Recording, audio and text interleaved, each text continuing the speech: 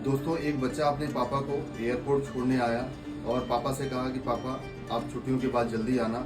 और पापा ने भी बच्चे को भरोसा दिलाया कि मैं बहुत ही जल्दी लंदन से वापस आऊँगा और इस बार तुम्हें भी लेकर जाऊँगा। लेकिन उस बच्चे को क्या पता था कि उसके पिता की ये आखिरी उड़ान होगी और सभी के सभी सपने धरे के धरे रह जाएंगे। क्योंकि दोस्तों, उसके बाद जो हुआ उसमें सभी सपने बिखर गए और प्लेन क्रैश में लगभग 241 लोगों की जान चली गई। ये इतना बड़ा भयानक हादसा था कि उसमें किसी भी लोगों को बचाया नहीं जा सका।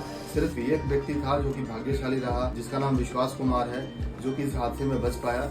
लेकिन उसके अलावा सभी 241 लोगों की इस हादसे में जान चली गई। दोस्तों, मैं बात कर रहा हूँ उस हादसे की जिसमें 12 जून 2025 को एयर इंडिया का विमान बोइंग 787 स्टार लाइनर क्रैश हो गया और क्रैश होने की वजह से उसमें 241 लोगों की जान चली गई। कहते हैं दोस्तों, जब ये फ्लाइट अहमदाबाद से उड़ी तो ये सिर्फ 30 सेकंड तक ही उड़ पाई और 30 सेकंड उड़ने के बाद ये प्लेन क्रैश हो गया और क्रैश होने के बाद ये सीधा एक हॉस्टल पे गिरा, जिसमें बहुत ज़्यादा नुकसान हुआ और उसमें सभी के सभी लोग मारे गए। दोस्तों, जो भी यात्री इसमें सवार थे उन्हें बिल्कुल भी अंदाजा नहीं था कि ये उड़ान उनके ज़िंदगी की आखिरी उड़ान होगी। क्योंकि दोस्तों, ये उड़ान उनके लिए एक अधूरी उड़ान होने वाली थी जो कि कभी पूरी नहीं हो सकती थी। दोस्तों, ये फ्लाइट अहमदाबाद से हीथ्रो एयरपोर्ट लंदन के लिए जा रही थी, जिसमें कोई यात्री अपनी छुट्टियां मनाने जा रहा था, कोई अपने परिवार से मिलने जा रहा था, तो कोई अपने काम के सिलसिले में लंदन जा रहा था।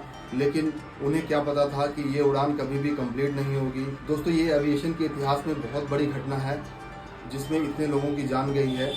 दोस्तों, जैसे ही ये विमान क्रैश हुआ उसमें सभी लोगों के सपने भी क्रैश हो गए, अधूरे रह गए, जिसमें कईयों ने सोचा था कि वो अपनों से मिलने जाएंगे या लंदन घूमने जाएंगे या किसी काम के सिलसिले में कई व्यक्ति जा रहे थे।